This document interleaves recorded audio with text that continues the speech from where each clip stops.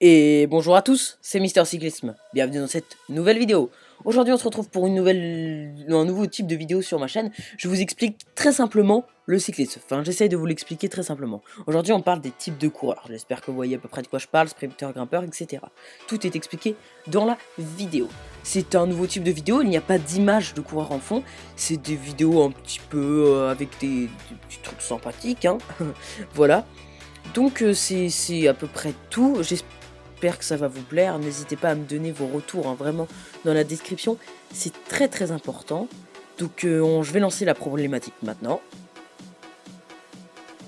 Il y a les grimpeurs, les sprinters, les rouleurs, les punchers, ceux qui se démerdent pas mal sur les pavés, bon, on va dire les classiciens du Nord, ceux qui sont forts en montagne, en contre-la-montre, et en puncher, donc les coureurs qui sont destinés à gagner des grands tours. On a aussi bien sûr les baroudeurs, et puis il y a un peu les autres, hein.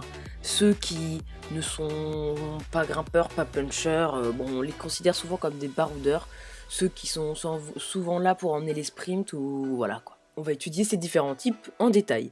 Premier type que j'ai dit, les grimpeurs. Oui, alors, les grimpeurs, parlons-en. Qu'est-ce qu'un grimpeur déjà? Un grimpeur, c'est tout simplement un coureur qui est à l'aise en montagne et qui est même fort en montagne. Attention, j'ai décidé de mettre une nuance entre grimpeur et coureur par étapes.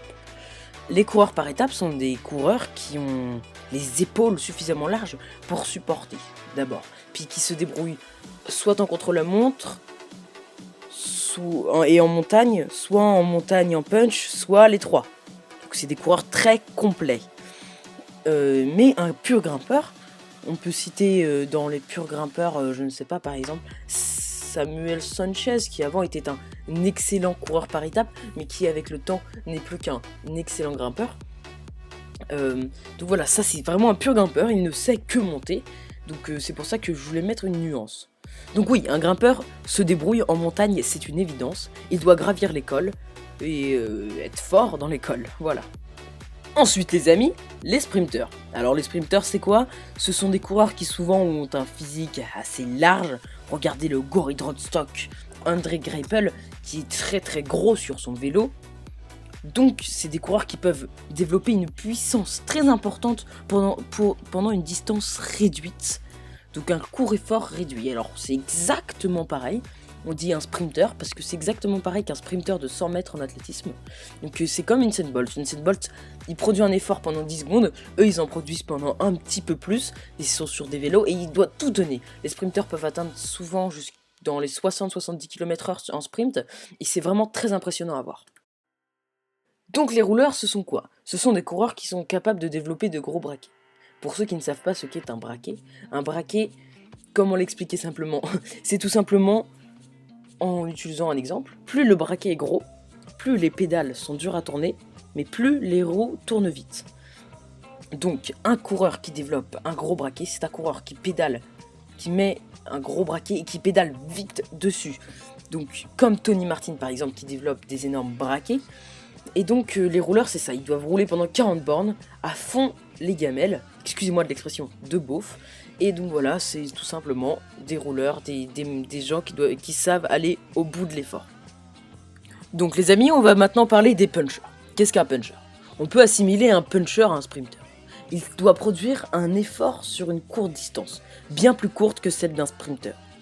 Il doit produire son effort intense juste avant l'arrivée, sur des murs parfois à plus de 15%. On parle d'un effort d'environ de 50-100 mètres maximum. Les plus forts d'entre eux attaquent dès le pied des murs. Un mur fait en général 1 km. On peut citer comme puncher Julian Alaphilippe, Michael Kwiatkowski, Alejandro Valverde. Ah, les classiciens du Nord. C'est pas du tout un nom officiel, hein. N'allez pas dire ça à tous vos amis. Non, sérieusement, ce sont des coureurs qui passent excellemment bien les pavés et qui souvent sont de très bons rouleurs. Donc, passer bien les pavés, je peux pas vraiment vous l'expliquer. C'est simplement que ces coureurs sont très à l'aise sur les pavés. Les pavés sont extrêmement difficiles à passer et sont des étapes souvent considérées par les coureurs bien plus dures que la montagne. On peut citer comme très bons classiciens, du Nord bien sûr, Tom Boonen, Fabian Cancellara ou Sepp Van Mark. Les coureurs par étapes, j'ai essayé de vous l'expliquer, mais c'est une notion assez complexe. Un coureur par étape est un coureur très complet, effectivement. Il doit savoir passer les bosses, être fort en contre-la-montre et savoir grimper assez très bien même. On peut citer par exemple, pour vous donner un exemple direct, Christopher Froome, excellent puncher, excellent grimpeur, excellent rouleur. Bon, on n'est pas obligé d'avoir du sprint, mais par exemple des coureurs comme Eddy Merckx ou Bernard Hinault avaient aussi une excellente pointe de vitesse. D'ailleurs, je vous invite à aller voir mes cyclo-légendes sur ces deux coureurs. Donc, pour résumer, ce sont des coureurs qui sont aptes à gagner un grand tour ou des courses d'une semaine très compliquées. Ah, les baroudeurs, je pense que c'est mes préférés dans cette petite vidéo. Ce sont des coureurs qui partent dans les échappées et qui font souvent des coups de panache. On peut citer, pour vous donner un exemple, Thomas Voeckler ou Sylvain Chavanel. Ce sont des coureurs qui partent dans les échappées, qui doivent être bons en vallon, pas trop dégueulasses en montagne, qui roulent bien, voilà, des vrais qui sprintent bien pour les arriver en groupe. C'est des vrais baroudeurs destinés à gagner des étapes en échappée. Ah, les grégarios, qu'est-ce qu'on ferait sans eux? Effectivement, le cyclisme est un sport collectif, et les leaders ont besoin d'équipiers pour leur aider. Le grégario le plus connu qui court actuellement, je pense que c'est Richie Porte, même s'il est passé leader à la BMC. Enfin bref, c'est un coureur qui se dévoue totalement pour son leader. Il va se donner corps et âme pour que son leader aille bien. Bon, il y a les grégarios de luxe, les équipiers de luxe, comme Richie Porte, qui est vraiment un coureur en or, et qui a extrêmement bien aidé Chris Froome. Mais il y a aussi les autres, un petit peu moins utiles, comme ceux qui vont chercher les bidons, des coureurs moyens ou des coureurs jeunes qui n'ont pas encore le potentiel d'être leader ou de partir dans des échappées. Et bien sûr, il y a aussi ceux qui emmènent les sprinteurs dans leur sprint, comme Geoffrey Soupe. Et donc voilà, cette vidéo est finie. Au début, je voulais faire une vidéo courte, et puis en fait, elle dure très longtemps. Donc je vais faire une conclusion assez rapide. J'espère que cette vidéo vous a plu. N'hésitez pas à me dire dans les commentaires. Passez une bonne journée. Salut tout le monde, c'était Mister Cyclisme. Salut!